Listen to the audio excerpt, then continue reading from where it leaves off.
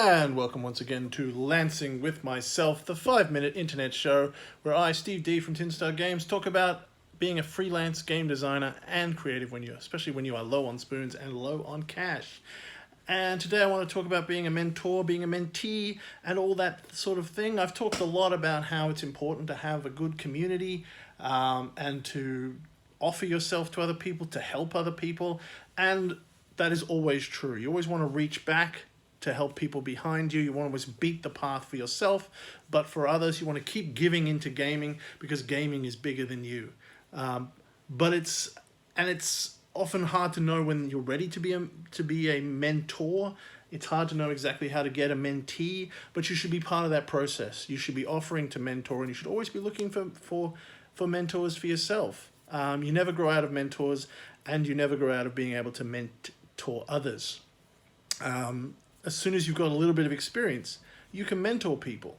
That's the thing. You can mentor people pretty much as soon as you've done any kind of thing, because there's always someone just behind you. And I think that's really important. When I was young, as I've mentioned before on this series, I spent a lot of time reading the biographies of people I admired, famous artists and cartoonists, writers, game designers, people that I wanted to be. And I was kind of looking for some magic element, some Dumbo feather belief thing that I could say, that person has this thing that is just like me, which means, thank God, I'm going to be successful. I have the magic thing in me that makes me like them. And it wasn't very helpful. It wasn't something, there wasn't much in their biography or the things that they talked about that actually gave me the skills to go forward. And it wasn't something that was really helping me find my path or my voice.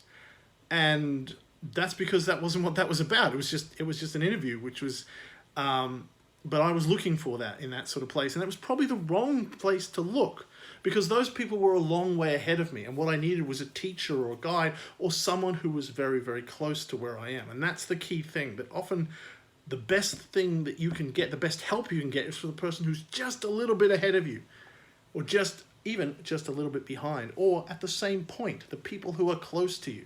And now I find myself, now that I've started to build up a bit of a body of work, I'm saying some of the things that they said in interviews, and I'm thinking the same things that they think in interviews, because I've got myself into a more of a mature position as an artist. And I know from experience that those sort of things aren't always useful to those coming behind. And I sometimes have trouble mentoring people who are just getting started, because it's hard to sort of remember how hard it is to get through those early stages. And that makes me less useful to them, because what's really useful are the people who are close by, who are just a little bit ahead or just a little bit behind. And both positions can help you, and both positions you can help. The people who are around your level. And it's a cliche, I guess, but art is really about the friends that we make along the way. Being an artist is a terribly lonely thing, because it's a position where you constantly need approval. You're constantly seeking an audience and not having one. You can't work with other people to much extent because it's all in your head and you have to get it out. And that's a lonely experience, and it doesn't feel like anyone understands it. And even talking to other people doesn't always work. But more and more, the longer I go, the more I find that if you find good people, and you can find people who are at the right level, they can give you so much help. If they're just, a year or two ahead of you or something like that, or a year or two behind, or just going through the same sort of stuff as you and hitting those walls and hitting those frustrations and having those problems, just makes you feel less alone, as well as being the best people to learn from and the best people to teach, which in turn teaches you.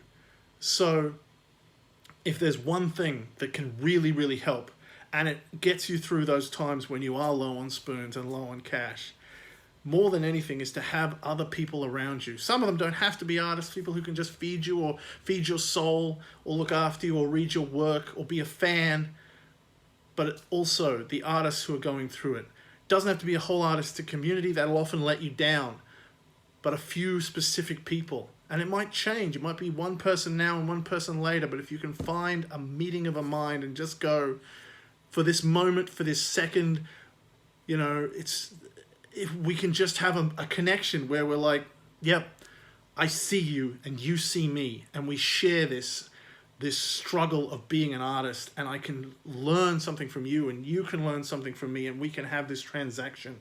Artistry is inherently about giving things away and giving away to other people who kind of take it away, and it's all very a one-way thing. Whereas when we talk to another artist, we can talk together, we can work together, we can be side by side, and that's a different kind of expression. And it's a beautiful thing. You know, it is, again, a cliche, but you can't walk this road alone. As you walk the path that is less traveled by, try to take somebody with you, or just meet their gaze for a moment. Maybe they're coming the other way or walking this across you, but you can meet their gaze and go, yep, it's a hell of a walk. And if you can, walk together a little bit of the way. Let them beat the path for you, beat the path for the person behind you, and just hang on to each other, because it's all we've got. And it is the best, strongest, most lasting tool to get through the hell of being an artist and the hell of being low on spoons and low on cash. The people who can walk with you. Find them, lean on them, let them lean on you, and walk together, and it'll be a little bit easier. That's all for today. I'll see you next time. This has been Steve D. This has been Lancing with myself.